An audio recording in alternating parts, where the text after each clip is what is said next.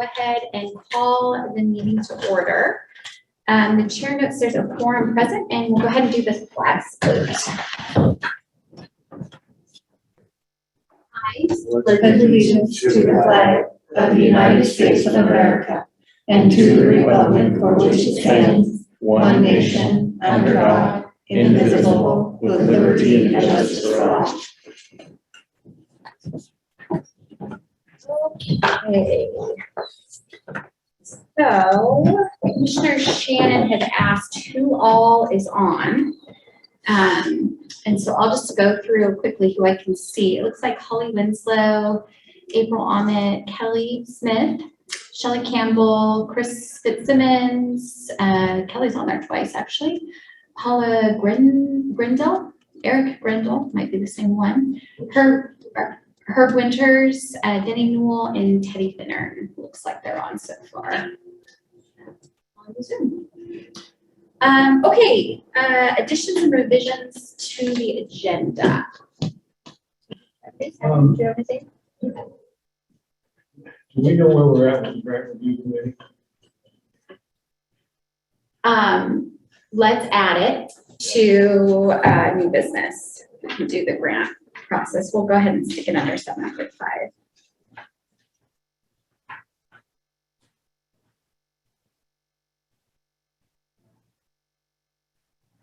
And then the other thing that I would like to add, I think Miranda sent over to you, is approval of an amendment to an extension of the Justice Court Agreement, Fourth Amendment, which Judge Patton had asked we put on. It's their municipal, it's for her to do municipal cases for the city of Arlington. And it's something we do every year, she tells me. So if there's no objections, I'd like to add that to consent agenda as well.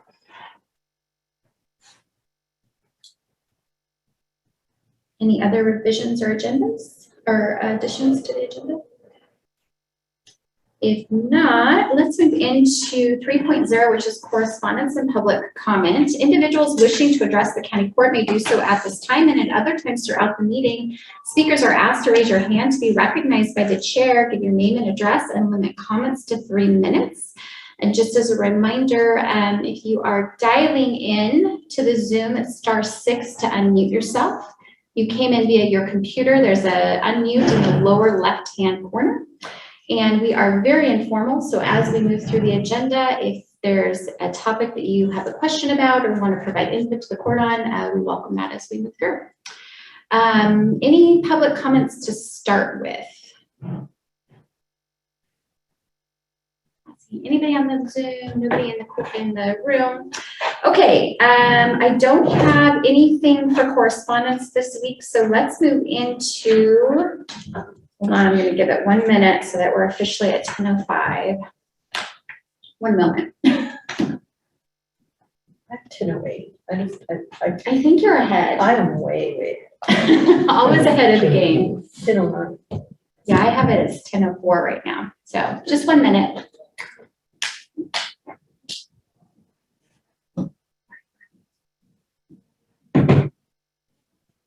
Just want to make sure we're doing the hearing by the book. Majority says 10. Yeah, I need to change. A quorum of Maybe that was on purpose because it belonged to somebody else. So to make sure you got there on time. that didn't help. Okay, it's 10:05, so we'll move into public hearing to receive public comment on ordinance number 2022-01, fiscal year 2022-2023 Gilliam County Weed Control Special Assessment. This is the time duly set and advertised for a public hearing in the matter of ordinance number 2022-01, an ordinance for Gilliam County Weed Control Special Assessment for fiscal year 2022-2023. The rate for fiscal year 2022-2023 has been proposed at 7 cents per acre. Hearings are conducted in accordance with ORS 569.175 through 569.620. This hearing is for the purpose of gathering evidence as to the need for, identifying who will benefit from, and to take input on the special weed assessment rate. This is a legislative hearing. All those in attendance that wish to testify are asked to sign in. We actually forgot the sign-in sheet, so just if you wish to testify, please just make sure that you state your full name and address so that we can catch that in the minutes. The hearing began in Condon 2 weeks ago and was recessed, and so it is now being reopened. And with that, I will turn it over to the weed master for a staff report. Staff? Never done that, but okay. Tell us what's going on. Well, we're 3/4 of the way done with the county roads spraying, and we've started. I think we've done the off ramps on the freeway, and ODOT's pushing pretty hard to get those done very quickly and get the rest of the road done. Same with the local state highways. Most of those are 3/4 of the way finished at this point. Doug's been doing all that work. We have to be pretty flexible just because of the wind in Gilliam County in general. So we may get a little overtime here if we get crunched, but that's going well. I've been working with BLM on the John Day River on 30 Mile Creek. They're planning on doing some revived stuff to the plantings they did. I assume that's what they're planning on doing, because it's mostly just cheatgrass now. A lot more boaters are going in that way. So they've asked me to take care of the grass around there and do a few other things in their contract cycle. We're a little behind on work actually because of the wind and the snow, but we'll make that up in the long run. We've been asked again to do the things we did for the farmers in Mayville. We had about 6 farmers get together, and they had a problem with several different weeds like poison hemlock in the creeks. So they asked us if we could help because we couldn't get a helicopter in. So it looks to me like we're going to do that another year, and then it should be pretty clean. I've done some work down here on skeleton weed already. It's mostly out of town, 4 or 5 miles. We also have some problems behind the airport. The city sprays the airport every year. There's a neighbor there that I'm going to have to talk to, I think, about seeing if we can do a little more. And that's basically lightly over that works for you. Questions, Commissioner Spur? Yeah. So is the plan still for your retirement in August? Mm-hmm. So the court kind of knows that's on the radar screen. Oh, And as I told you, I'll hang around if you need me to until you get it set. Then he's going to be on grandpa duty. well, that's good. That I helps. was I'll going keep to him be hunting and busy. fishing, but whatever. Judge, may I ask a question of the lead master? Sure. It's regarding BLM. Mhm. So I've been complaining to Representative Congressman Bentz, and I had a meeting. Western States had a meeting with the director of BLM, and my chief complaint has been their management of BLM lands. So 30 miles specifically for our county. And one of my complaints is the weeds. They haven't done any weed mitigation down there. So I'm just wondering about the contract. Is it to annihilate noxious weeds, or is it? I'm just for my information, so when I meet with them, I can think that they have something in place or not. This year was the first time they gave us funding for 30 Mile. And so they directed it to several plants. They wanted the blackberries taken out. Anything that I deem noxious. Is puncture vine deemed noxious? I believe it's a class B or C. So it's The road down the is list. just solid. But we sprayed that road last year once. This year we're going to hit it several times. And also, we're gonna widen it a little bit if we can, or at least make turnouts so that people aren't running into each other with boats. I really opened a can of worms with BLM on that territory and the land that they're buying along the John Deere River. Because they don't have any fire mitigation, remediation. They open it up to the public and, sorry, this is not part of the plan, but you can't pasture cattle on the riverbanks, but they're driving their vehicles right down off the banks, pitching things. And if they give a report, their litter patrol is not well. So if they come before you and give a report, they need to ask some of those questions. I'm working on the money. Yeah, I have a call scheduled actually tomorrow with the district guy out of Prineville. So I'm happy to also, Okay, he asked for a meeting, so I don't know Yes, what the, that could have been my time in Reno with the director. okay. So they're also trying to get a meeting with me for a possible LEO contract, law enforcement officer. So they have one for out of the Prineville area for our whole area. And like they just are probably finishing up the purchase of the Seamantle place in Sherman County. So they're getting a lot more BLM lands, but they have nobody to patrol. And so it falls on local resources for weeds, fire, and any law enforcement issues that occur on those lands. They can't enforce the statute. So.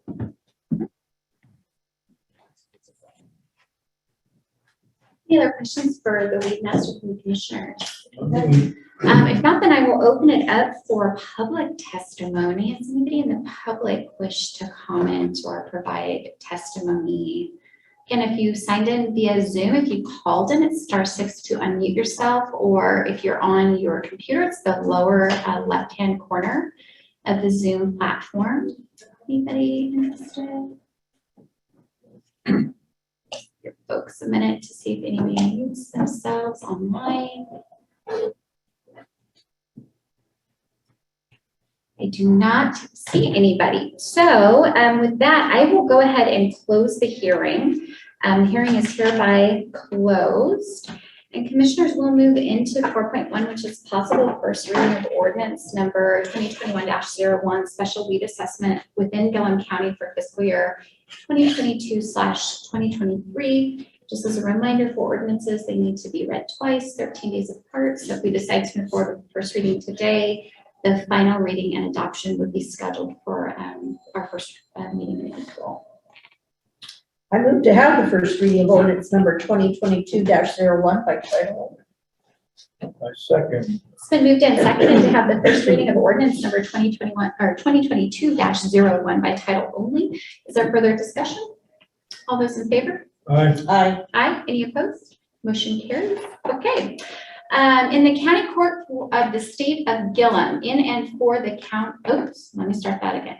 In the county court of the state of Oregon, in and for the county of Gilliam, ordinance number 2022-01, in the matter of a special weed assessment within Gilliam County for fiscal year 2022/2023. I move to accept the first reading of ordinance number 2022-01 by title only. Second. It's been moved and seconded that we accept the first reading of ordinance number 2022-01 by title only. Is there further discussion? All those in favor? Aye. Aye. Aye. Any opposed? Motion carries. Okay, we will do a second reading in April. It's done. Thank you. Thank you. Okay, let's move on to 5.0 consent agenda. Any questions about consent agenda? I didn't have any either. I move to approve the consent agenda. I'll second. It's been moved and seconded that we approve the consent agenda, which consists of consider approval of March 2nd, 2022 regular meeting minutes, consider approval of Amendment 1 to intergovernmental agreement for temporary juvenile director services with Wheeler County, consider extension of temporary reclassification of juvenile director position to by-county juvenile director through April 1, 2022, and consider approval of amendment to an extension of Justice Court Agreement, 4th Amendment. Is there further discussion? All those in favor? Aye. Aye. Aye. Any opposed? Motion carries. Okay, let's move on to unfinished business. 6.1 is consider appointment of Gilliam County Budget Committee member to call during the last meeting. This was on the calendar. We ultimately decided that we would table the decision, open it up for, or re-advertise the vacancy for the Budget Committee vacancy that was created when Gary Miller stepped down last year.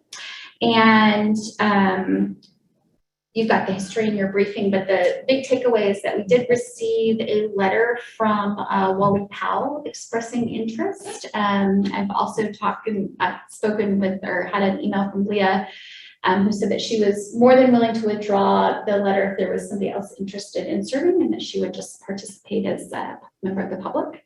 As a reminder, all of our budget committee meetings are open to the public. So if you're interested in that, those are coming up next month. And so based on that, my recommendation would be to go ahead and appoint Wally to the vacancy so that Nathan's got a full budget committee. Appoint Wally Powell to the Gilliam County Budget Committee effective March 16th, 2022 through December 31st, 2024. I second. It's been moved and seconded that we appoint Wally Powell to the Gilliam County Budget Committee effective March 16th, 2022 through December 31st, 2024. Is there further discussion? All those in favor? Aye. Aye. Any opposed? Motion carries. Okay, we will follow up with a letter and let him know. Next one is second reading and possible adoption of ordinance number 2022-02, assuming the administration and enforcement of the building inspection program, including all specialty codes. We took this up and did the first reading during the previous meeting, and this is just really some housekeeping for the state to confirm that Gilliam County has control of its own building codes program, which we, by the way, for those who are unfamiliar, contract with the city of Boardman for the actual inspection services. Yeah, so we would just need to proceed with the second reading and then adoption. I move to have the second reading of ordinance number 2022-02 by title only. I second. It's been moved and seconded that we have the second reading of ordinance number 2022-02 by title only. Is there further discussion? All those in favor? Aye. Aye. Aye. Any opposed? Motion carries. Okay. In the County Court of the State of Oregon, in and for the County of Gilliam, ordinance number 2022-02, in the matter of assuming the administration and enforcement of the building inspection program, including all Oregon specialty codes. I move to accept the second reading of ordinance number 2022-02 by title only and to adopt the ordinance. Second. It's been moved and seconded that we accept the second reading of ordinance number 2022-02 by title only and to adopt the ordinance. Is there further discussion? All those in favor? Aye. Aye. Aye. Any opposed? Motion carries. Okay, moving on. 6.3, consider approval of subcontractor proposal for environmental health services. All right, I think Holly is on. She was on. Oh yeah, she's on. Holly, are you able to talk as well? I'll kick this off, but just in case people have questions, I'll let her unmute herself. So as you recall, during the last meeting, Holly Winslow and Daleen Wilson were both there to talk through the plans that we are in the process of submitting to OHA regarding how the county will enact each of the various public health program elements. And the court had, by consensus, decided that the vast majority of those program elements would be performed by South Gilliam Health District. The one caveat or exception to that was the environmental health services and then on-site septic inspection.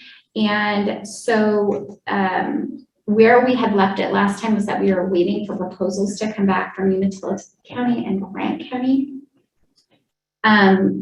What you have in your packet is the proposal from Umatilla County, which includes both environmental and on-site septic. There is the proposal from Grant County, which has the community counseling solutions thing at the top. That's the Grant County one. That is for the environmental health only. Grant County subcontracts its septic to Harney County. So we reached out to Harney County and asked if Harney County would be interested in providing the septic service. Their initial take, although this was not like the final decision, was that they felt like we were geographically too far away for that to be workable. So Daleen has, in the meantime, reached out to, I believe she said she would reach out to both Crook and Jefferson County. Crook County also declined. Jefferson County said they may be interested. And so I think what I'm proposing to the commissioners today is that, I mean, we can talk about the pros and cons of these, but I'm not sure that we'll have a clear picture on if we decided to go with Grant County for environmental services, we still need to solve the septic issue. And until we hear from Jefferson County, I don't think we'll have a full picture of what that component looks like.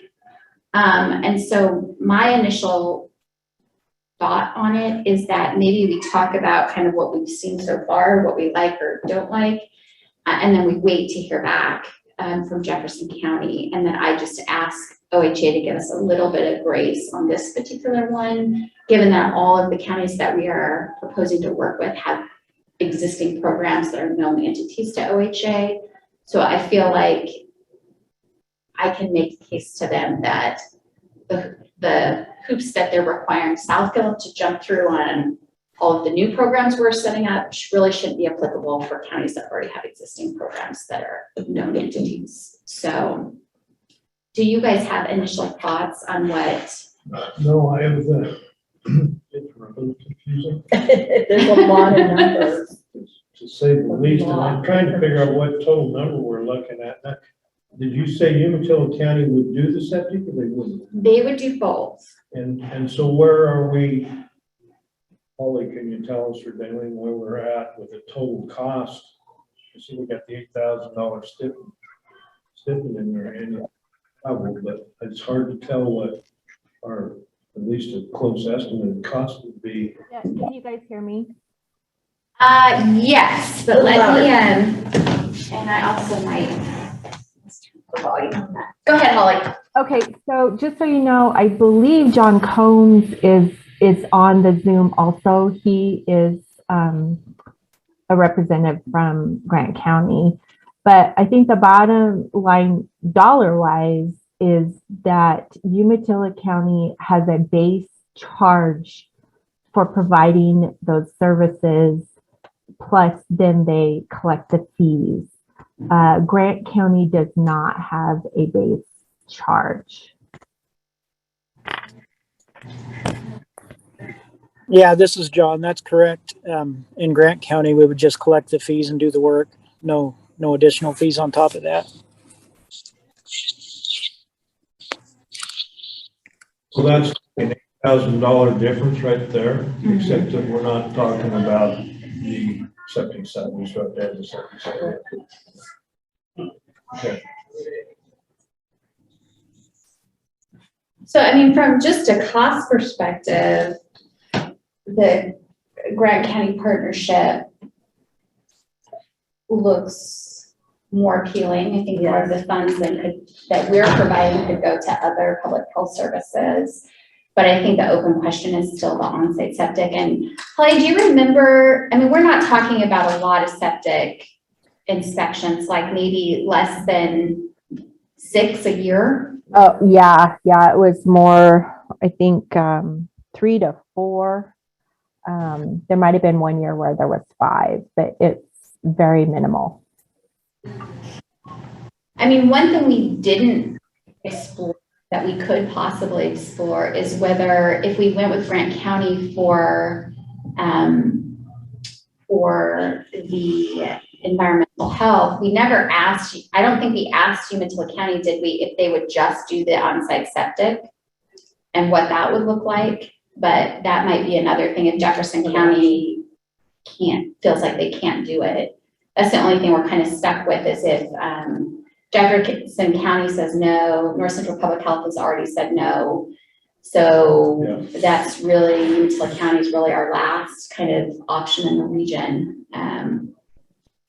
So I'm thinking we need to hear from Jefferson County before we make a final decision. I agree. Well, and maybe go back to Umatilla County too and ask them what that piece looks like if they separate them.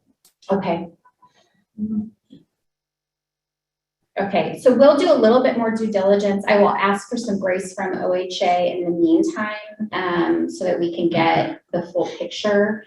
I'm hoping that won't be a problem because Holly and Daly were very good about getting all the other program elements. OHA has had them for now well over a week, almost 2 weeks, I think. So this one piece with the fact that we're partnering with existing programs, I'm hoping they'll just say that's fine and we're good. Well, and we have an option. We just need to make it.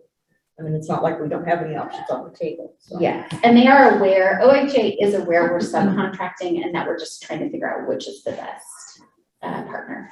So, okay, so what we'll do is we'll try to get an answer from Jefferson County and circle back with Umatilla County about if they would be willing to do just septic and what that would look like. And then we'll plan on putting it back on the court's agenda for the next meeting to get a final decision. Okay. Okay, I'm gonna move this over. 6.4 is Gilliam County Public Health Transition Update. As I just mentioned, Holly and Daleen got their sort of high-level overview turned into OHA regarding how we were going to handle each of the program elements. OHA is reviewing that and has given at least some initial follow-up questions on the WIC program, which I think Holly and Daleen are working on getting them some answers to, and then the other components are still being reviewed by staff. So we're still waiting for comments back from OHA on any follow-up questions or concerns. But I think so far that's looking pretty good. We have some meetings scheduled with OHA, I believe on Friday, and then in a couple of weeks to talk about some of the budget and administration nitty-gritty details that we need to put in place. So those are coming up. The other thing that I wanted to follow up, just for the record and mention, during our last conversation, we had talked about the prevention dollars and that being a change, that we would, rather than those going to community counseling solutions, we would be looking at those going to South Gilliam Health Center. I, as promised, have followed up with Kimberly, Lindsay, and Tia Devon to just talk about what the implications of that would look like. Kimberly's feedback was that, of course, it's Gilliam County money, so wherever Gilliam County wants to put it, that's up to us. One of the things they flagged as a potential concern that we would just need to sort of work around is that currently a portion of those prevention dollars are supporting the counselors that are in both of the school districts. And so what I'm asking the court of, this is mostly just an FYI to you two so that you're aware of that. I would like to have some further discussion with Kimberly, the superintendent, and Holly to make sure that the counselors are still full-time, we're not jeopardizing that, but that the prevention dollars can still be housed with South Gilliam Health District. As how do we know, didn't you say 20,000 per school district? Yeah, so what the specific number they gave me was 19,400 per school, and that covers a third of the FTE in Arlington and a quarter of the FTE in Condon, and that's just based on different individuals coming in at different pay rates. So the assumption is that that does get applied to alcohol and drug prevention, or is it just kind of thrown out for counselor salaries? Good question. I'm still digging into that a little bit. I'm not exactly sure how CCS is tracking that, and so the other thing that I think is worthwhile just to put on the table is that the county does provide significant support through our general fund to CCS. Historically, that had supported the counselors when they first brought them in. And so I need some further discussion with Kimberly about if all of those general funds are still going to those counselors, or if they, as prevention dollars have come in, if Kimberly has put those towards the counselors and moved the general fund elsewhere. It might just be, I think what I'm saying is that I'm hopeful that it's just going to require shifting of funds for CCS. And that the prevention dollars can still stay where we had discussed them going, which was to South Gilliam. I So think that, I mean, the question is, are we getting prevention dollars for those dollars? Yeah, for sure. And an assumption would be in counseling in the school, probably. But I don't know that. yeah, I mean, to some degree, I do know, and I think, you know, that's just shy of $40,000, but I think the total allocation, Holly, can you remind us what the total prevention dollar allocation is? Isn't it closer to 60? Yeah, I believe it's 61,000. So there's another 20 and change right now that is going towards curriculum, towards Tia Devin's role as coordinator, all of that kind of stuff. So I'm still thinking that, to me, it still makes sense to have that coming to South Gilliam and allowing Holly and her team to coordinate with the sheriff's office, with the juvenile department, with other entities that are doing prevention in the community and beyond just the schools as well. That obviously the school is an important component of that, but maybe not the only component of that. And so making sure that we're holistic in how we're approaching prevention, I think, makes some sense to have somebody who's boots on the ground. Gary, do you have some? Oh, yeah. I think you have a few opinions on it. Well, this is near and dear to my heart, prevention, and especially with kids. And I spent. Are you still on the board for? No, I was just about to say, I spent many years on the board from the time CCS came into the county till recently. And Chris Patnode took my place. And there's a couple of issues that I've had. I first want to put out there that CCS is one of the best mental health providers in the state, hands down. So I very, very much appreciate what they do for us and their response to when we deal with people with crisis. But when it comes to these drug prevention dollars, that is really all the school has been offered as a curriculum. And then it's up to the school to run it. Early on, when we first got JRI funds, which jail reinvestment incentives, all of that money, I just forwarded right into mental health. And that is what the school counselors were initially funded by. The state since then has put restrictions on that money. And now I just give it all to the jail, and the jail manages it and reports to the data and all of that. Being on the board, I did get the financials for the drug prevention, and this was 4 years ago, maybe somewhere in there. I will tell you that the issue that I had, two things. One, Tia was on the CCS board as a Gilliam County representative. She left.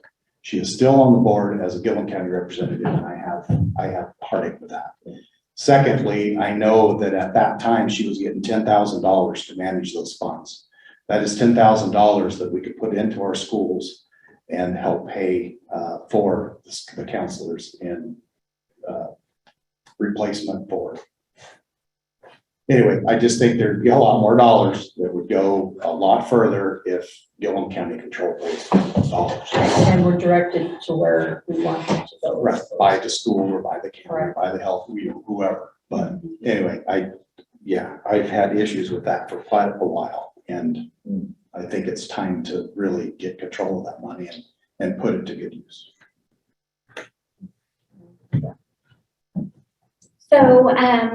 So from the court's perspective, unless you wanted to change the current plan, which the current plan that we submitted to OHA was that those prevention dollars, we would be subcontracting with South Gilliam Health, and then Holly, I think Holly's intention, correct me if I'm wrong, Holly, is that they would be doing sort of a community assessment to really figure out how to best expend those dollars, which partners need to be part of that sort of prevention coalition, if you will.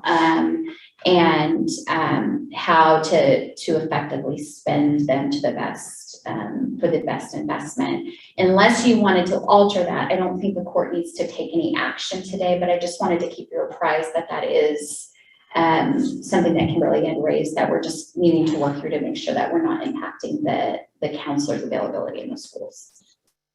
Yeah, I'm Okay. interested to, when Holly and Daleen, when they put that together, what that looks is like. and where those dollars are going, Okay. what those programs are that we're paying for. Okay, Holly's on, so I'm sure she's taken notes. The commissioners are particularly interested in the prevention plans once we really get them in the nitty-gritty details of them. Can Yeah. do. I think Holly's saying duly noted. Okay. That's really it in terms of the transition update at this point. As I indicated last time, I think we're still on track. The next couple of months will be a pretty heavy lift, particularly for Holly and Daleen, but I just wanted to say that they are, I think, surprising OHA by their responsiveness and being on top of all of OHA's requirements. That is So, big. yes. So onward on that, and we'll keep it on the court's agenda so that you guys are apprised as we move forward. Okay, the next item, we will move into, next item is new business. Consider approval of bid for Burns Park campsite renovations. Daryl, do you want to come up here so Yeah. the camera can catch you? I've never been to this building before. Pretty impressive, but I don't know where to sit or what. Right there is probably fine. I Okay. think the owl will spin around and catch you. Gotcha. Okay, well, I'm here, here hoteling for Gilliam County, Parks and Maintenance. A little bit of history, we receive, state park RV fees every year for how many, park spaces that you provide. And they do a big computation, we get a percentage. So the more spaces we have, the more money we get. So through the years, we've done improvements. Recently, I did the pavilion, some improvements, and I got the heater in the bathrooms and some site improvements because I've added the 50 amp and the frost-free water to the sites. But the sites themselves, I've been wanting to improve and kind of make it more like the Port of Arlington, where it's more separated, a little more people friendly, just better sites. And everybody, even though I have 20 feet in between each site, nobody seems to be able to back a camper in and they hit the post. I don't understand. I'm an old truck driver. I still don't get it. So I've made a lot of calls for people to come out and put like a little wall in there and bigger, better posts up in the wall area, so it'd be much harder to back up into. And you know, these times between the COVID and everything else, I had so many people not want to come out to Condon. I had one person that come out and give a bid. The other ones refused to, and I did have one other that came out, so I was excited because I don't like to just have one either. But the other guy came out from the Dells, looked at it. He was complaining about the frozen fog. He couldn't believe it. He'd never seen anything like that. And then he never gave me a bid. He came all the way out, and actually, I think they went out of business. Like he's ghosted me. I can't get it. So the only bid I have to give you is the one there from Dreamscape Specialties, which You know how I hate one bit. I know. I told them that you would be. I've seen the last county court. I knew. But But what do you do? Yeah, I mean, he submitted his list of folks he talked to, and it's 1, 2, 3, 4, I think it's 5, like 6, six. 7 plus that one that people came he out talked and to. then wouldn't come out again. So their bids for total of 26,000, but it would be 545 less because I told them that the road department could provide the 3/4 minus rock. So basically it'd be 25,500. How's this fit in the budget? Okay, I have about 65,000, I think it was, in my park improvements. So it wouldn't be coming out of the general fund. Where is it? Capital improvements, I had 64,614 left right now. Plus we're getting another check this year, probably like 7,000. So Okay. So we'd have plenty left over, but, yeah, it's hard to get anybody out here. I've been trying to get people for blinds or electricians to come out, and it's just really hard, as you all know. And this wouldn't have been as expensive as you can get people to come out and camp, stay a week and take care of it. But he can't get any employees that will spend the night. He just can't do it. So I was excited to at least get one Yeah. and hopefully move forward with getting some improvements, but that's up to you guys. I would move to accept the bid from Dreamscape Specialties LLC in the amount of $26,010.66 for campsite improvements at Burns Park. And I will second that. It's been moved and seconded to accept the bid from Dreamscape Specialties LLC in the amount of $26,010.66 for campsite improvements at Burns Park. Is there further discussion? The only thing I would say, this doesn't fit exactly in here, but I did talk to the roadmaster about snow removal and winter stuff, and he's okay with that. Okay. His one concern was what will the other trailer park do for snow removal, but he has done it before. He said it's probably, we're gonna keep everybody open one way or the other. Sounds good. Okay, then we need to vote. All those in favor? Aye. Aye. Any opposed? Motion carries. All right, Daryl, move forward. If you have a contract for me to sign, just make sure you get it to Miranda and we'll get it signed. Okay, will do. Thank you. Thank you. Okay, let's move on to 7.2, which is consider approval of resolution number R 2022-03 declaring a state of drought emergency. We have Chris Fitz and Herb on the line. So this has become an annual event, and I would just like to say to all of our farmers, you're welcome for us scheduling it, because every time we schedule it, we have a rainstorm every year that we've been here. So I feel like we just need to schedule it every meeting, and maybe we can be asked to drought. But what you have in your packet is documentation from Gilliam Soil and Water Conservation District. In addition, the water master emailed, I think yesterday, his own documentation concurring with the assessment that we are in severe drought conditions. Herb can speak to that a little bit more, but just as a little bit of background for you commissioners and for the public, basically what we're contemplating is the court declaring a state of drought emergency, which then is forwarded to the governor and Oregon Emergency Management, and is then forwarded up to our federal partners, and that allows our local producers to access emergency funds to help with prevent losses that they suffer as a result of the drought condition. So that's why it's up today, even though it rained 2 weeks ago. Herb, And the wind blew and dragged it down. Herb, do you want to walk the court through sort of what the conditions are and the documentation that you submitted and what your board discussed and why it's on the court's agenda, basically, what the implications are for the conditions as they are? Absolutely. Can everyone hear me okay? Yes.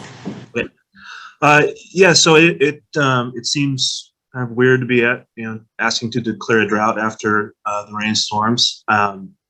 However, if you look at the U.S. Drought Monitor, we never left drought. I think everybody was hoping through the winter that we might catch up and get out of drought, but a third of the county is in exceptional drought and has been for quite some time. And then the rest of the county is in extreme drought. I was at a presentation with the state climatologist in December in Wheeler County. He mentioned that to get out of extreme drought, and he was talking to Wheeler, but we're in the same situation, it would have had to rain 12 inches from December to April, and that there's a 5% chance of that ever happening. So I don't have a lot to add to the documentation we have, other than we're in a multi-decade drought, and the last 2 to 3 years have been exceptional. And yet, as Judge Farr mentioned, by declaring that drought, it gives resources to the people that are impacted by it. I'm happy to answer any questions. Any questions, commissioners? Well, straightforward. Yeah, I don't have any questions. It's obvious where we're at. Do we have a motion on the resolution? I move to adopt resolution number R 2022-03 as presented. I will second. It's been moved and seconded that we adopt resolution number R 2022-03 as presented. Is there further discussion? All those in favor? Aye. Aye. Any opposed? Motion carries. Thank you, Herb. Thanks. Okay, we're gonna actually move on to the main event from Herb, which is Gilliam Soil and Water Conservation District update, and we have Herb with us. He's gonna be sharing his screen, and so I'm gonna turn this so you guys can look at mine. Go ahead, Herb, take it away, except for that you're muted. You're still muted.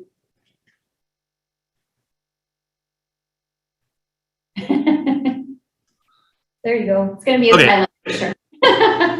Thank you. All right. Well, I'd just like to thank the court for the opportunity to present today. We just want to give an update on what the district is up to, and just want to walk through kind of our office, who works here, kind of the planning that happens through the district and the watershed council, and then the work that happens on the ground, and touch on some, kind of some funding items just to show the court. And I'll just get started. Just an idea, I'm going to be talking about BDAs and process-based restoration several times during this presentation. And that's a BDA in the background right there on 30 Mile Creek. And feel free to interrupt me. There's gonna be a lot of acronyms, and I work in this world all the time. And if I don't detail things out, just feel free to ask questions. BDA for folks is Beaver Dam. What's the A stand for? I already did it. It's Beaver Dam analog, fake beaver dams. Analog. It's fake beaver dams. Yep. BDA. They're very cool. So here's the service center, park on Main Street, and the building on top. Here's our mission. I won't read the whole thing, but we're happy to have this new space. We have different agencies housed in the building. We have the Farm Service Agency, we have the Natural Resource Conservation Service, the SWCD, and the Watershed Council. We'll go over the SWCD real quick. Formed in 1946. We have a 5-member board. Board members down at the bottom of the screen. The district, really what we focus on is providing technical assistance and financial assistance to agricultural producers in Gilliam County. And we do that through grant writing, education and outreach, mainly, and partnering with other agencies. Just gonna go through our staff. We have Roger Lathrop, he's our conservation technician. Nori Wright is the office manager. Jess Gillen is the administrative assistant. Christina Goddard is our outreach coordinator. And this is me, district manager. Go to the Watershed Council, 7-member council formed in 97. There's your council members. We have the boundary in the map here. You'll see that it's different than the Gilliam County boundary. It also takes in the upper end of the 30 Mile watershed and the Rock Creek watershed in Wheeler and Morrow counties. And the council just recently hired Katie Garthwaite to take on the coordinator position. She started February 1st, so that's exciting. And I think it's also exciting that 4 of the staff members in this building for the SWCD and the council, grew up in Condon and then came back to work in their county. So then we have the Natural Resource Conservation Service. They pretty much do the same thing that the district and the council does, providing technical assistance and financial assistance with natural resources. But they're our federal partner. We work hand in hand with them in the work that we do. We have Delray Ferguson. She's the district conservationist for NRCS for Gilliam and Wheeler counties. So Jessica Jones, she is a range conservationist for both counties. And Jonathan Mancada is a soil conservationist. We also have the Farm Service Agency housed in the service center. We were just talking about drought. They have a lot of really great emergency programs for agricultural producers that are experiencing drought or other natural disasters. They also manage the Conservation Reserve Program, CRP, that most people around the county are familiar with. Adam Doherty just came over from Hepner. He is the County Executive Director for FSA for Gilliam and Wheeler counties. And Kayla Mims is a program technician for FSA here in the building. And one thing I wanted to highlight presenting to the court today is that Gilliam County has a TMDL plan. Not everybody knows what TMDLs are. It's a fancy way of saying pollutants. It's total maximum daily load. So you can only have an X amount of pollutants in your water bodies and not supposed to exceed those. These were established by the Clean Water Act. Oregon Department of Environmental Quality administers the TMDLs in Oregon. The county itself is a designated management agency, which means they're tasked with implementing the plan. And with that, since the work that the Conservation District does really works to address TMDLs, we have an agreement with the county to implement the plan on the county's path. And some of the pollutants that are noted in the lower John Day are bacteria, dissolved oxygen, and temperature. So dissolved oxygen just means not enough oxygen in the water. And temperature might seem weird to think of it as a pollutant, but they have listed it as one, and it really ties into aquatic species, our native fish. So when we talk about implementing the plan, we're really talking about trying to have cooler water in our streams, rivers and streams. So for the district implementing the plan, we have the plan itself. It lists 8 existing plans in that plan, with the majority of them tied to natural resource conservation and aquatic species protection. And with that comes a temperature component. So some of the things that the district is doing is working on, riparian vegetation management, having enough trees along the stream. And then talked about BDAs, this low-cost process-based restoration. I'll talk about that more, but trying to get more water to stay in these streams to reduce that temperature and have more trees growing. Another part is sediment control basins, or basically check dams. We're trying to keep sediment or dirt out of our stream system, so we work on that. And that goes hand in hand with native grass and weeds, with trying to have not have any bare soil, so we work on plantings and weed control. And with this comes monitoring of the water quality. We have programs to do that, basically putting out temperature sensors and seeing how we're doing. Part of the plan also is education and outreach. So we're constantly working with our landowners, and the Watershed Council spends a good amount of time in our local schools. I just wanted to note that a lot of language that's in the plan is consistent with the Gilliam County Comprehensive Land Use Plan. Going kind of fast. I have a lot to cover in 20-25 minutes. Does anyone have any questions? Herb, before you move on to the TDM beyond this plan, I just wanted to note, since we signed it before Pat came on, that this was something that DEQ, it was an unfunded mandate, really. DEQ came in and said, basically, you need to hire staff to manage water quality in the John Day. And so this is an example of us partnering with really the experts in our community who are already doing this work. And so we have an existing IGA with Soil and Water Conservation District, and what that's saved for the taxpayers was us having to hire in-house staff to have the same expertise that Herb's folks have just literally a block away from us.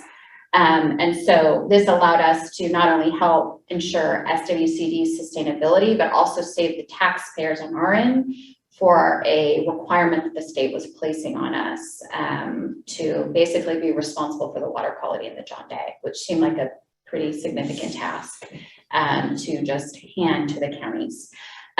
So I raised that because in one of the things that I would like us to perhaps consider, given what is happening with inflation, in that agreement, I think we have a certain cost percentage increase built into that, but I would like to bring that back to the court to take a second look at and see if for this year, given that inflation is running, I think at 8%, whether it might make sense for us to look at doing a one-time sort of increase for her to help cover the additional costs that I'm sure he's going to have on the staffing side. So I just wanted to flag that as something that I would like to bring back to look a little bit deeper at, just because it is a significant savings for us to be partnering with SWCD, and I just want to make sure we're not shortchanging her on what SWCD needs to do to actually get the work done on their end. So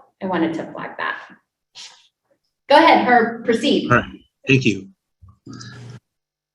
Okay, so we'll get into our planning, and this is something that where we get really good guidance from our board and have decided to spend the resources on looking at these really big funding sources, instead of a kind of a shotgun approach with smaller pots of money. Is let's go after a lot of money and try to move the dial.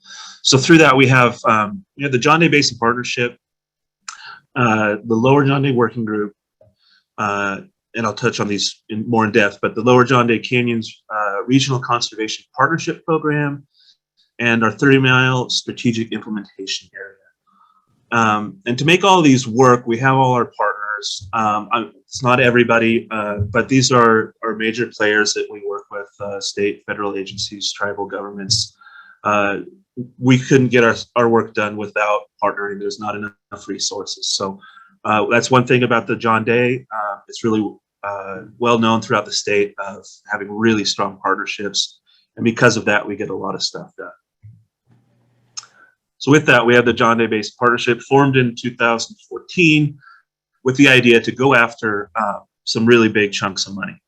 And one of those big chunks is the Oregon Watershed Enhancement Board, which is funded by lottery dollars. They have the Focus Investments Partnership. And so what this is, they want a really high functioning partnership to basically get a lot of stuff done with a lot of money. So we decided in 2019 to apply for it. The partnership itself, there's 28 organizations in it. Our application, out of 10 applications across the state, was ranked #1 in the state, and we asked for as much money as they could give us, and that was $12 million. So with that, money's focused on fish habitat, and there's 3 priority geographies in the whole basin. One is up in the North Fork of the John Day, the other is Middle Fork, and we were lucky enough to have 30-mile and Butte Creek watershed identified as a priority for this Focus Investment Partnership, or a FIP. And so we're going to work really hard as a district to get as much of that $12 million as we can through our grant writing. And a subgroup of that is the Lower John Day Working Group. And the district applied for a pilot program through the Oregon Water Resources Department. And you can see here on the map, it's kind of small, but the Lower John Day is one of 4 pilots where the state wanted to try something out. And instead of doing water planning in Salem, let's try to do it on a community level. And so we've been working on that since 2016, chugging along. It's a long it says it's just a 5-step process, but it's taken a long time, multiple partners, lots of stakeholders. We're happy to say that we're nearing completion on our plan, basically how can we best manage water as a resource in the Lower John Day. And that should be, if everything goes right, approved by the Water Resources Commission in June. We have the Regional Conservation Partnership Program. This is an NRCS, Natural Resource Conservation Service program. It's another one of those big funding pools that we wanted to go after. And we were lucky to have a proposal awarded in 2019. This is another one that's focused on fish and wildlife habitat. This one has more upland components. The FIP dollars are more in-stream, and I'll touch on that a little bit more. But this is the boundary on the right. We have Hay Creek, Ferry Canyon, 30 Mile Creek, Butte Creek in this planning area, and we were happy to get $3.9 million. And I should mention that the FIP, that 12 million is for 6 years. The RCPP is for 5. And what's nice about the RCPP is if we spend that money and we meet our objectives, we can reapply and get that money for another 5 years. And the reason we were successful with this is we were successful with the FIP. With that $12 million, we were able to use that as match in the grant writing world. That makes it look much better on paper. And this also has BDA components as part of their objectives. And this is a state effort here. It's an ODA strategic implementation area. We've chosen, the board chose a 30-mile watershed for this. This is, I'd mentioned the last 2 funding pools is mostly financial assistance to get projects on the ground. This one is more of a technical assistance, so we can pay our staff to go plan those projects. And this has a focus on water temperature, which ties back into our TMDL plan. And we give reports to DEQ, saying we are doing this for the plan. Again, BDAs are part of this, some of this money will go to designs and permitting. So I want to kind of show the overlap that we have going with our planning. We just have the RCPP in the orange, the FIP in the red in Butte 30 Mile, and then the SIA in the green, with all of this being in the place-based planning Lower John Day. It's just a quick diagram to kind of visualize how this money's going out on the ground. The FIP is really looking at riparian, in-stream. The RCPP is in-stream and uplands, juniper, cross-fencing, spring developments, forest stand improvements. And we have that SIA money to plan. So that's our planning. I'm going to just touch in on some of the work, some examples of what we're doing at the district, and then I'll touch on some on what the council does as well. So I'll go through the FIP. Open solicitation is through Oregon Watershed Enhancement Board. There's 2 cycles a year, and we usually we call them large grants. They're usually around $100,000, $150,000 that we go after. And then we have the Conservation Reserve Enhancement Program, which is a federal program that's administered by FSA, but we provide the technical assistance for it. So I mentioned the FIP. So far, we've been able to get 8 applications funded through it for almost $1 million. A big part of it is BDAs. On the right is a drone image of a BDA project that was implemented in 2020. The red lines are just where those structures were put in, and I'll show you some photos of it. But with this comes a bunch of water quality monitoring that we're doing. We're partnering with ODF&W, and we have some consultants. So we have getting a really good idea on the water quality temperature-wise at 30 Mile. Just want to explain a little bit more about our approach. Roger Lathrop, through the PREP program, which I'll explain here shortly, has fenced off the majority of streams in Gilliam County, our priority streams. With that, we do plantings, and then what we need to do then, if there isn't enough water, is these BDAs. So then we can try to plant those areas that didn't have water before. As kind of our strategy throughout the county.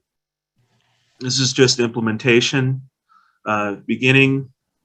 That's complete. I would have you guys note this little pine tree right here. I'm going to show some drone images real quick.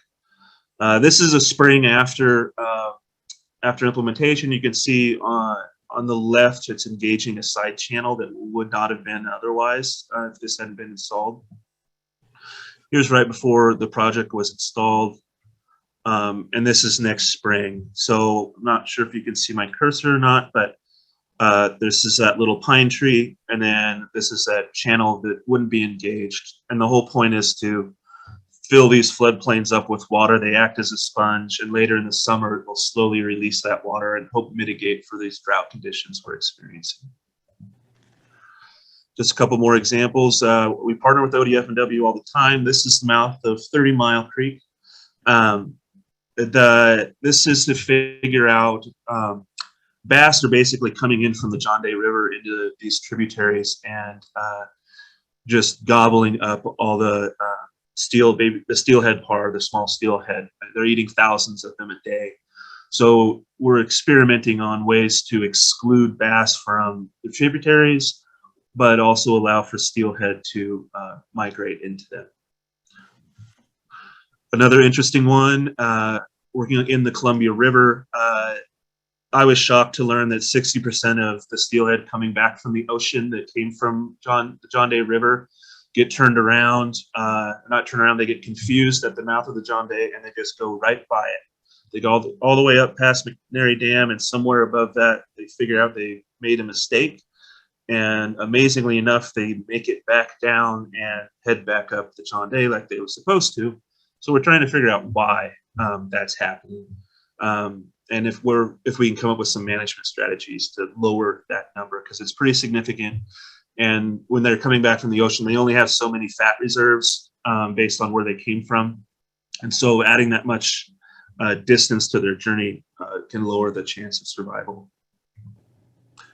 The Dry Fork Hay Creek, Rare and Declining Habitat. This is another BDA project that we finished last summer. These are just on the left, some of the objectives I mentioned earlier. I just wanted to highlight this one. We were contacted by the Oregon Lottery. They want to do some outreach and advertisement to showcase what the lottery funds are doing in Oregon. And it was nice for them to choose a Gilliam County project for that work. I mentioned the Conservation Reserve Enhancement Program. This is where we bring federal dollars in for plantings and fence. The SWCD has been a leader in CREP implementation for years. We provide trainings for other technicians across the eastern side of the state. We also use this program to supplement state dollars with our restoration projects. And then touching on the council, they have a small grant program, which I will add some information to on the next slide. We tried to get biocontrol bugs into the county for certain weeds every year and place them around the county. The council's the leader in our building and stakeholder engagement. There's stakeholder engagement grants to try to get, if there's an area that we haven't worked with particular landowners, get funds to do that work. And then education's a big part of the council. They have a stream table. The county's funded a topographic sand table and a trailer to take those educational materials to kids in the county schools. And then we have some programs for middle school called Salmon Watch. It's just learning about watersheds. And we haven't been able to get this high school program up and running yet. Hope to soon. But we really want to get natural resource professionals into the high school to talk about career opportunities, because the kids could come back and have a good paying job in natural resource profession. And small grant program, you probably noticed that most of our funding is Southern County and Ferry, Hay Creek, 30 Mile, Butte Creek. There's a reason for that, is that most of our funding is tied to steelhead. and it's harder to make that happen in northern counties. So the council has recognized that, and we have this small grant program that in the blue is the focus, basically Rock Creek watershed and moving north to the Columbia. These are smaller projects, $7,500 roughly per project. Landowner is required to come up with 25% of the cost as match. It's usually spring developments or like a cross fence with smaller juniper cuts. And then I just want to make a few points here on funding. We're a non-taxing district. There are many districts, conservation districts that get tax funds. We're not one of them, so we go to multiple places to get grant agreements for our staff time to provide technical assistance to the people of Gilliam County. And this is just the list. You know, a couple Oregon agencies, money from the tribes, BPA, and then NRCS helps us out as well. So wanted to touch on just the last 3 years, again with our board being forward thinking, having this kind of long range planning. It's nice to see that our revenues are increasing annually, and I think that's thanks to these larger funding opportunities that we were successful with our grant writing. And then just an idea, I'd like to talk about the money that we also bring in just from not state sources. So I would say think of the bottom, the blue and the yellow as being kind of what the previous graph was showing. And the green is basically what we can leverage from the federal side of things, from NRCS or Farm Service Agencies. So we're proud of this, that we can with this small group of people that we're able to bring this much money in, and just wanted to kind of show you folks that. And I think that's it. I'm sorry for going so fast, and I hope I didn't take too much time. I'm happy to answer any questions. I'm just going to turn on this video real quick, and people can watch. It's a drone video of BDA project that was implemented in 2022. I'm sorry, 2022, in 2020 on 30 Mile.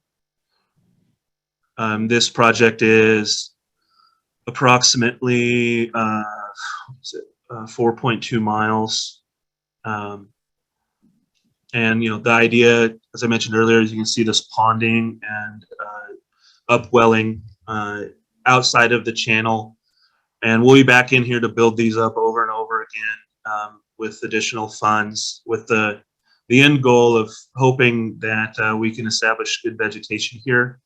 And once we have that, we have the pools to get the beavers back in here, and then we don't have to maintain anything as far as structures go. They can provide nuisance issues, say on some of these crossings or something, but we have strategies to mitigate for those. But again, I really appreciate the time the court gave me to present, and I'd be happy to answer any questions. Questions for her? Yeah, this Pat. Hey, that was an outstanding presentation. Thank you. One question I got, I understand the SWCD board also acts as an advisory board for the Gilliam County Weed Department. Correct. Well, yeah, we have a weed board. So it's a weed board under the district. Yeah. And then how does that work? Just out of curiosity.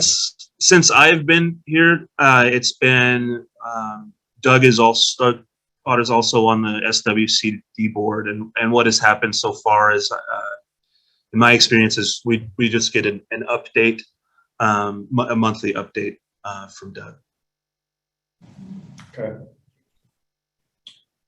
So two things that I wanted to raise. First, I just wanted to say for folks who are sitting in here who are like, hey, I missed out on the presentation. If you're interested in going back when we upload our video to YouTube, Herb's screen will be showing. So if you want to go back and see the slides and the cool before and afters for the beaver dams, those are pretty cool to see how it changes the landscape in a very short amount of time. The two things I wanted to know, one, Herb and I have previously had discussions, and I just wanted to flag this for the commissioners to think about, is I really think that we have an opportunity with all of the cool programs that Herb's got going to have a greater connection between our OICC crew and the kids who are signing up to do that summer work, and the projects that SWCD is implementing. And Herb and I have talked about it a time or two, and I'm not going to put you on the spot, Herb, but I just wanted to flag it for the commissioners that one of the things I think that when I asked her, like, what would that look like, that we run into is the timing of the OICC program right now makes it really difficult because our crews are coming on during the height of fire season when we can't move them into the places where SWCD would be doing that work. And so if there's a way to shift the schedule for our OICC folks to either come on earlier, like late spring or early summer, or even look at whether there's a possibility of doing more of a year-round program for students that are interested in doing that, maybe picking up Fridays or something. Is that a local Gilliam County decision? It's the OICC program that's going through Teddy's office. So the funding's going through there, but I think it's just really figuring out a coordination strategy between, and the thing that I really like about that approach in particular, to Herb's point about the number of alumni who have returned home and taken jobs, I think it's important for our youth who are interested in outside jobs to understand that this may be a career path for them, and to expose them when they're in high school and be able to see their direct impact on the landscape. I'm hoping may encourage some folks to consider that as a career path and looking at coming back to their region, you know, after they go off and do college and whatever else they want to do in their 20s. But I just think there's an opportunity there. And so I just wanted to flag that for the court, that I would like us to just keep that in mind with that particular program, that there may be an opportunity to do some better coordination with SWCD and some of these cool projects that they're doing. And the other thing, Herb, is I don't know if you wanted to mention the weather station discussion that's going on with Wheeler County and kind of where you guys are with that, and that there may be an ask of the court to help do some financial support for a project that's happening.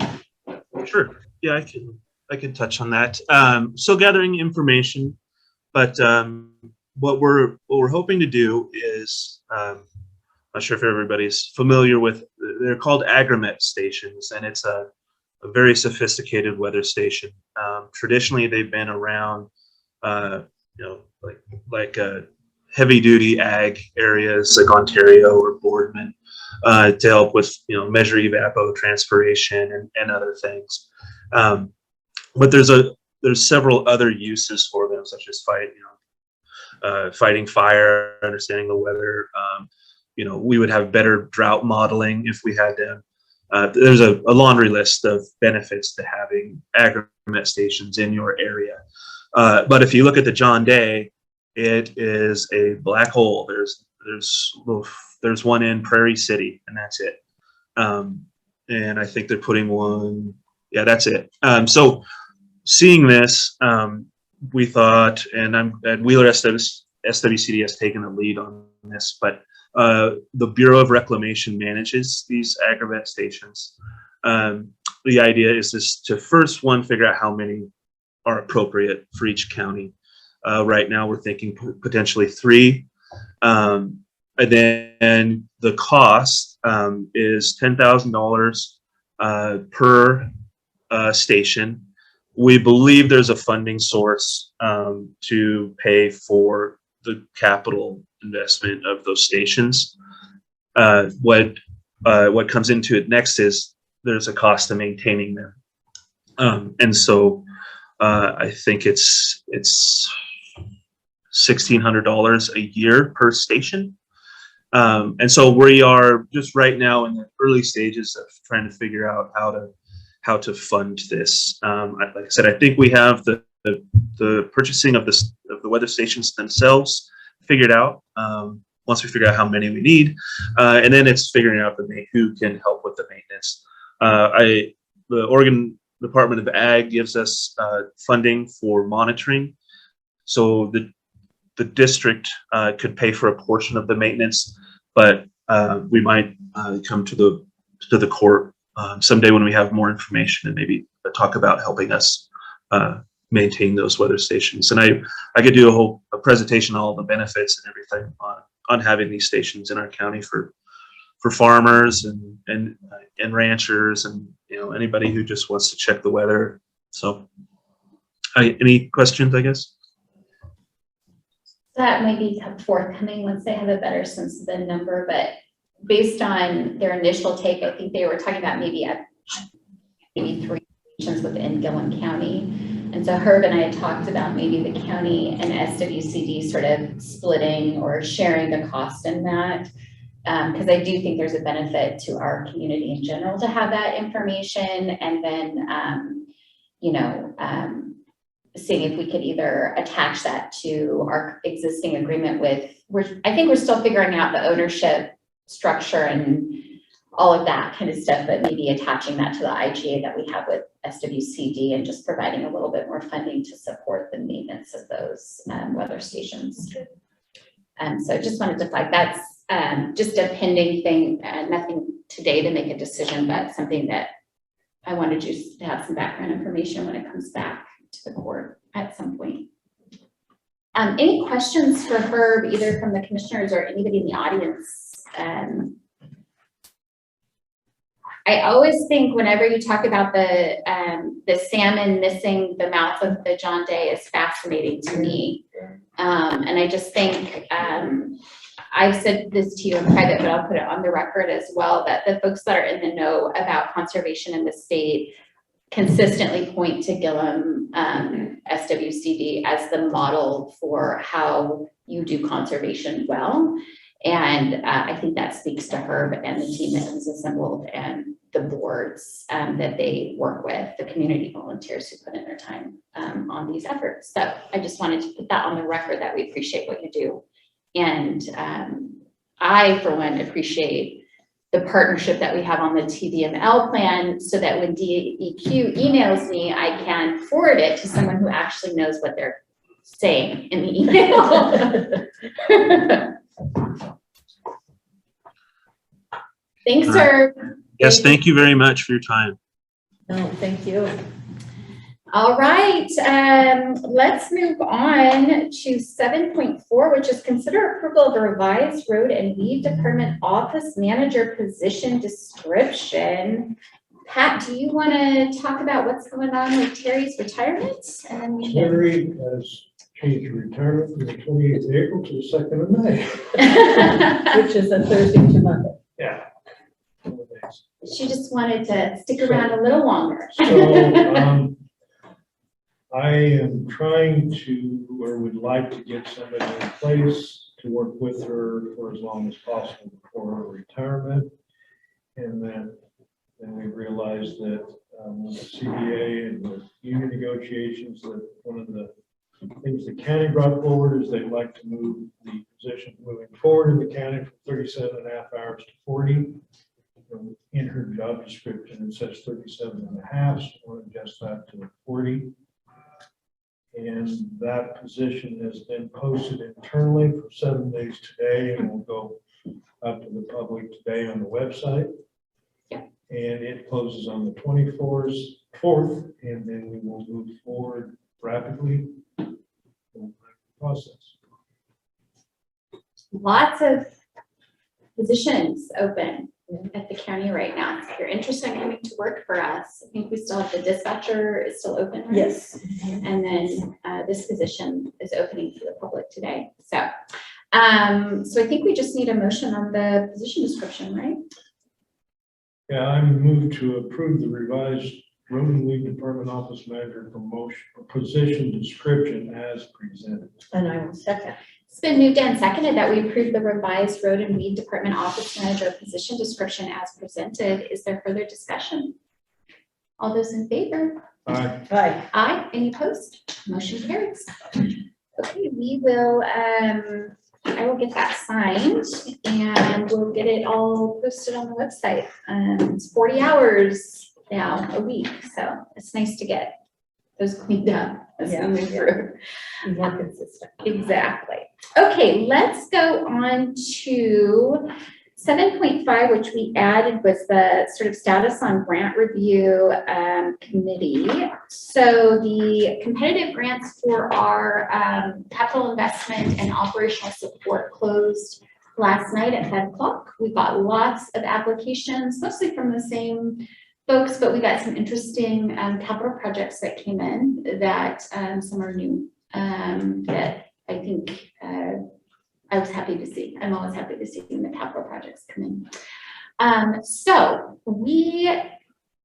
I think it would be looking for direction on what we want to do with the review committee for the public's edification. The way we usually handle this is we have an internal review committee that takes a first look at the applications. They provide their recommendations to the budget committee that meets usually in May. And then the budget committee makes the determination on funding levels for the new fiscal year.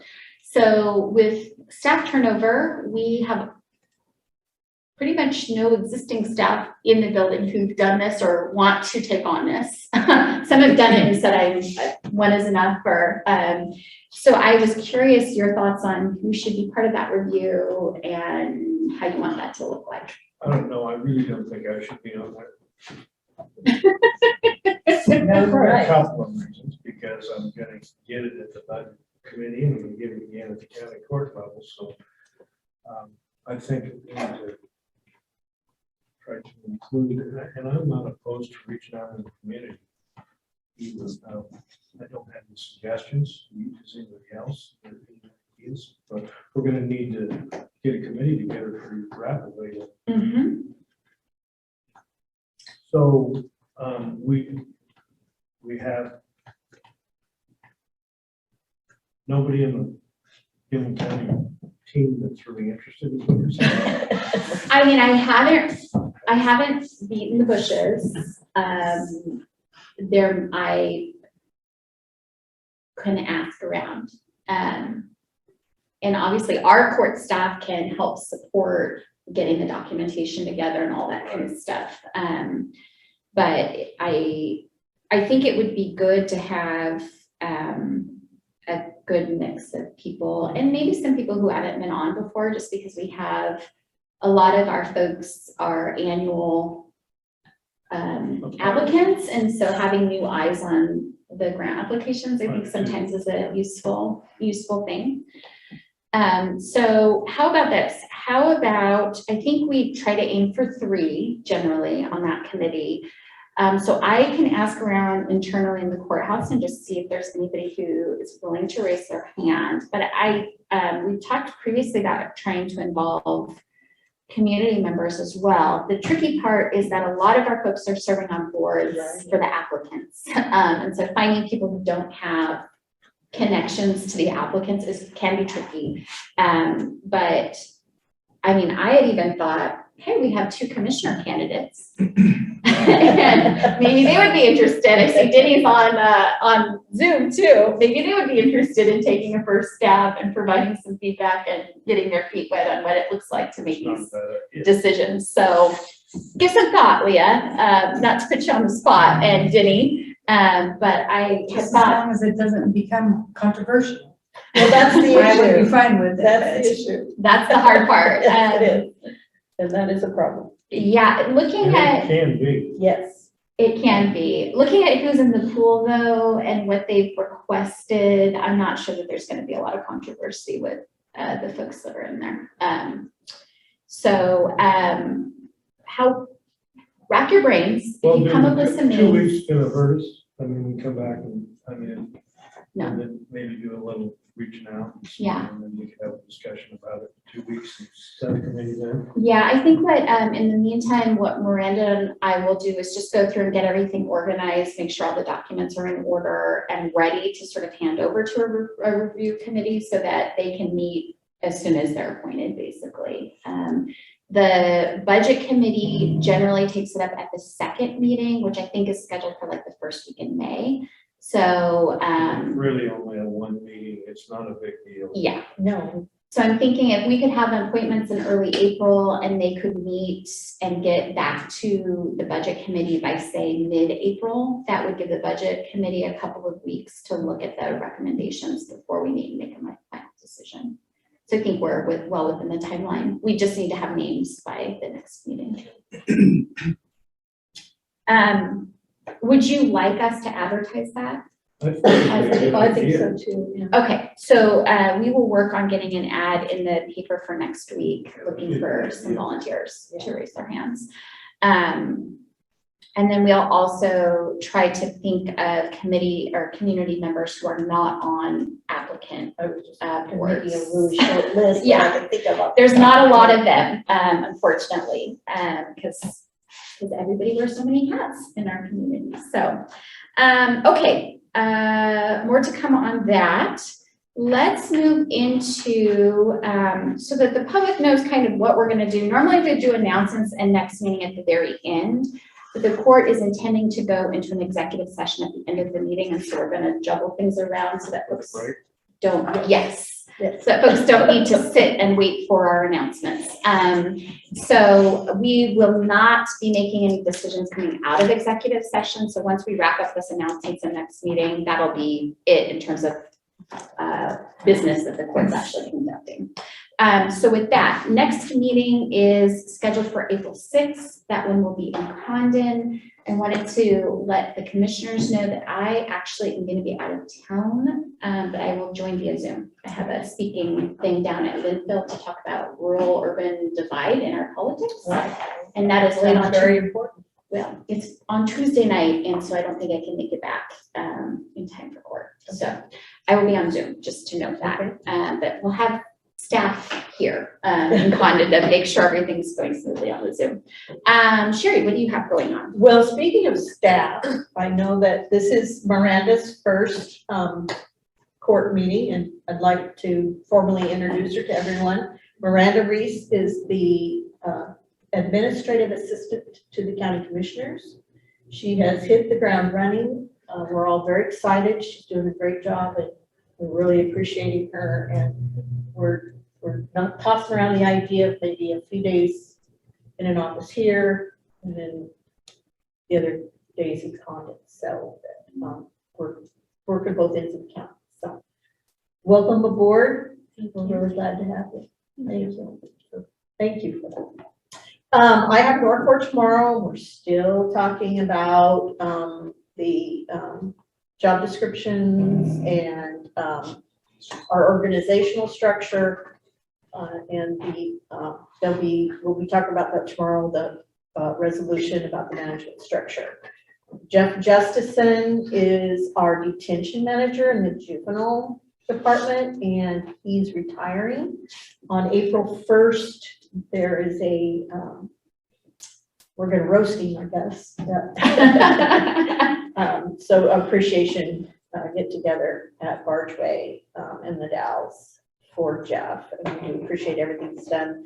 The Juvenile Oversight Committee, which is the juvenile directors from each of the 4 counties, Hood River, Wasco, Sherman, and Gilliam, have been doing a interview process to replace Jeff, which is going to be difficult to do, but we will do it.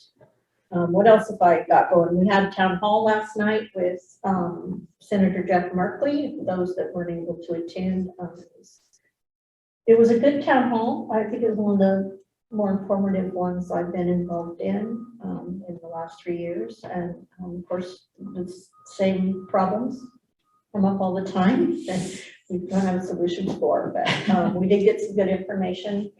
Pat participated in that as well. Let's see, what else is going on? Do have the dispatcher position for transportation that we will be hiring for in the next couple of weeks. We need to fill that. I'd like to fill it before the end of March because our temporary employment will run out at the end of March. And our transportation coordinator, Shania Drinkwine, will be returning on April 4th. I believe that's Monday. So transportation is going to get back up to speed, yay. And we were awarded a $10,000 grant through the Rural Veterans Program just to help with operational support money. So, and I'm proud that I was able to make that happen with my limited knowledge. Good job, Carl. So, but Sabrina and Nathan were both big help in gathering the information we needed for that. That's all I think of right now. What do you got going on? I had a meeting since the last meeting with EOCA and talked about a lot of the legislative actions during the last short session. Big topic being ag overtime, which got kind of run down our throat. Yeah. So, so there was no movement whatsoever with anything they tried to negotiate, and we're on a 40-hour week with ag overtime. Is that a phased in though? Like, would they have an opportunity to try to alter it the next session? Yeah, there is some phasing to it. I don't remember just exactly how it works, but there's some phasing. But it's at the North Central Public Health District Board, second Tuesday, and abstained from a lot of votes. But still participating. And I did participate and listen through their budget process and talk something about what they're losing with us getting out or as far as funding, and so that's part of the discussion. AOC Transportation Community Development meeting last Friday, and also the Creek Board meeting last Friday that I attended. And Town Hall, we also had a 30-minute community leadership meeting with Berkeley and his folks 30 minutes before the town hall yesterday, which is pretty interesting. And, Mike MacArthur reached out to me to get me in contact with the gentleman by the name of Alan Hickenbottom. Is working with Sherman County with the Resilience Renewable Energy Grant projects that are going on through the state right now. And I know Sherman County is looking at trying to get a solar project in at their school system so that they would have a place if had a catastrophe and we went off the grid, they'd have a place to go and be able to warm something up or cool it down. So I'm going to get in that discussion. He's reached out to me with an email yesterday and see what we can do. I'm asking because I've heard basically through GID that they're interested in doing a solar project in Condon. There was some interest early on with Brandon at the school here in Arlington, but now that he's leaving, I don't know where that's at, but I'll see what I can find out on that. But there's a couple of projects there just along the solar lines. And if anybody's interested, let me know so I can kind of put those projects out there for discussion. Alan, it sounds like helping Sherman County with the grant process. Related to that, since you've already had discussions, I did raise that with Catherine as well and give this there. One of the things that we picked around the idea, because I know Summit Springs has talked about needing to replace a generator and stuff like that. And obviously there's churches all around. And so one of the things we talked about is whether the city's solar projects could somehow be connected with the churches in Summit Springs. And we could create kind of a community hub right there, similar, warming, cooling, whatever, depending on. And so I have not had any discussions other than just that big idea. And so, and I'm happy, since you have a contact, if you want to take that, Gibbs already, he was part of that discussion and Catherine was interested in it as well. And that would also then help with Summit Springs just backup generator issues as well, to make sure that we have a place. I know for our folks, our seniors who are not in Summit Springs that are on oxygen, that is sort of their backup place if the power goes out, that Summit Springs can accommodate seniors who need to access that. And so that's kind of what started the discussion. But I think there's a potential to bring in some of the churches to provide a little bit more space for more of a community sort of hub. But I will leave that to you if you are already in discussions with Gib, because I think he's been looking at the solar stuff, and it would just be sort of tying in with those partners. Perfect. The only other thing I've got, well, a couple things, I guess, is road committee meeting Friday at the shop in London. North Gilliam County Health District is meeting Monday, and the Arlington Action Committee, and if everybody doesn't know what's happened with that, is the Arlington Chamber has rolled into the Tri-County Chamber, which is Frontier Oregon Chamber. And, but they are going to continue with a Arlington Action Committee in Arlington that work similar to what the chamber did previously with their local projects, and then work with the Tri-County Chamber to support that. And that meeting is Tuesday night at 6 o'clock at B-Sweet Bakery if anybody wants to attend. Quite a little bit of stuff on the agenda. So We also have Citizens Advisory Committee with Waste Management on Tuesday, the 22nd at 5 o'clock. there we are. Your turn. Great. Let me see what else I've got.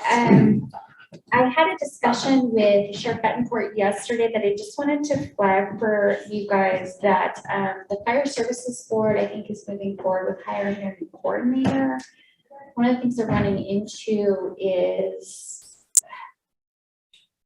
I'm not sure that what they're able to pay the coordinator is matching with what they actually need from the individual who's coming on board. And so Gary has talked about maybe the need for increased contributions from the parties to be able to effectively retain the board's preferred candidate for the job.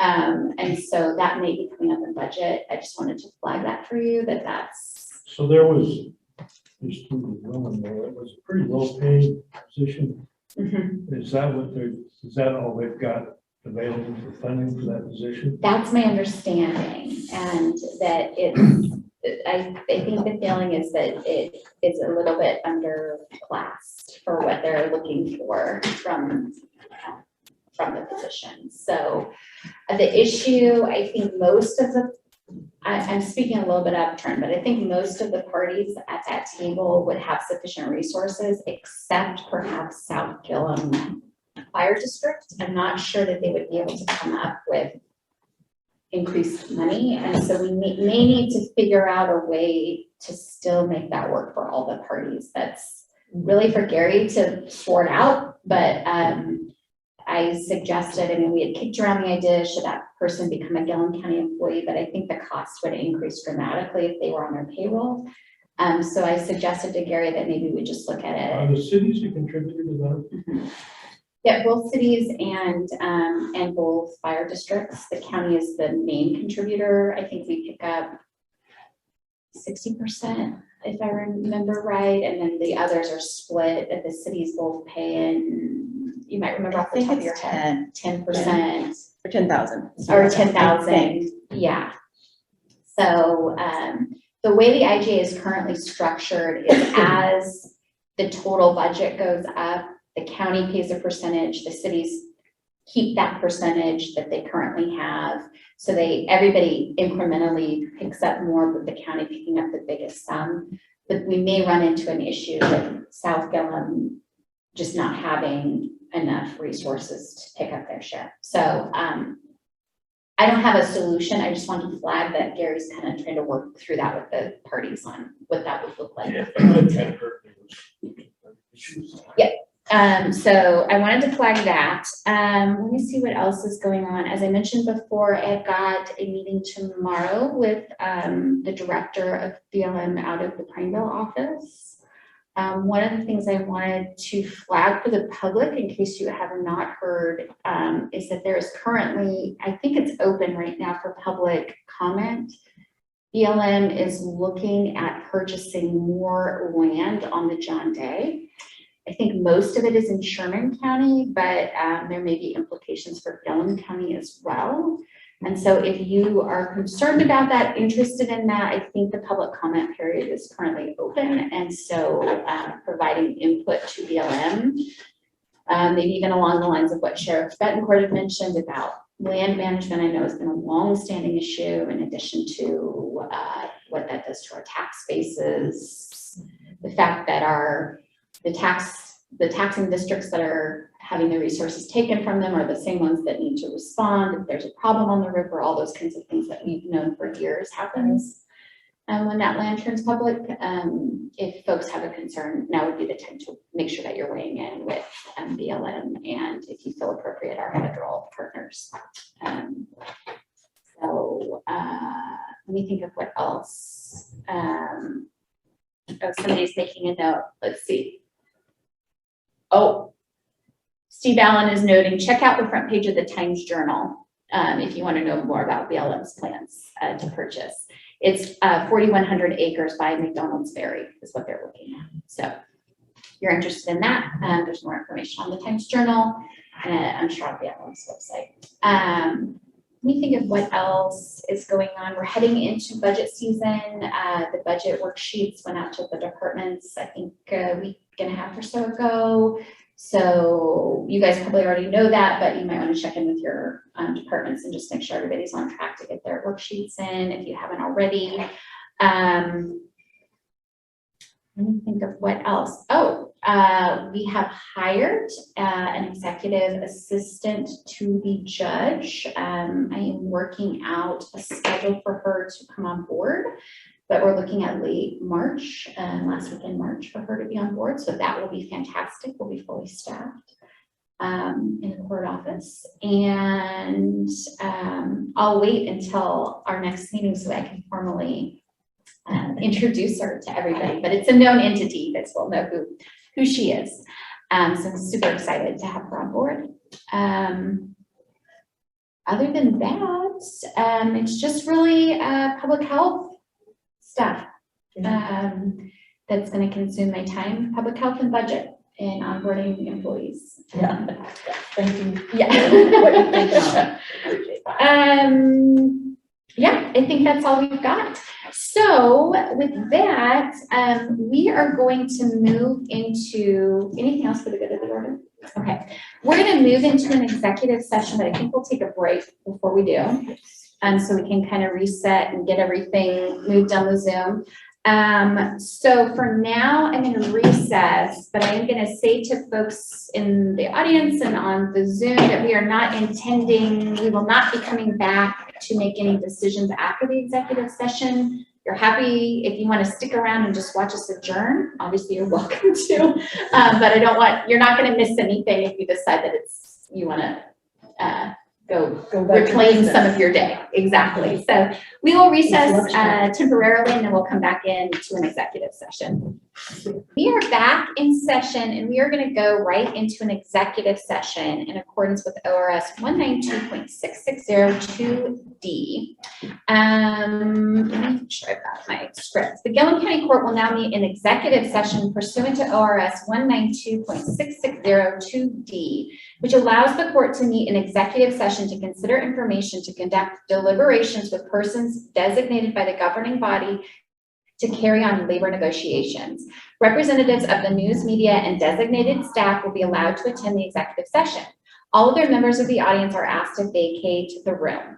Representatives of the news media are specifically directed not to report on or otherwise disclose any of the deliberations or anything said about these subjects during the executive session, except to state the general subject of the session as previously announced. No decision may be made in executive session. At the end of the executive session, we will return to the audience in the public virtual meeting room. And just as a reminder, as I said before, we also are not intending to make any decisions coming out of the executive session. So we will come out and go straight to adjournment. So folks who are interested in sticking around for the adjournment announcement are welcome, but you will not miss anything if you decide to leave early. So with that, I would ask Miranda to go ahead and put us into the side room, and then we'll go into executive session.